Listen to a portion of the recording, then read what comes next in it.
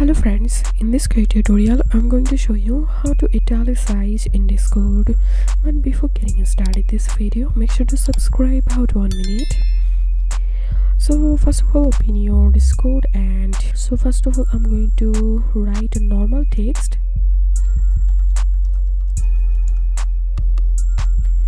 And here you can see it's normal text, and to type a italic size text, first of all you have to put star and then type your text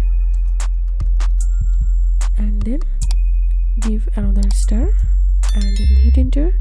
Now this text is italicized. So this is how we can make text italicized in Discord. If you have any questions, feel free to post in description. If you think to see more WordPress videos, please check the links in descriptions. If this video helped you, give a thumbs up and please consider subscribe. How to 1 minute. Thank you for watching.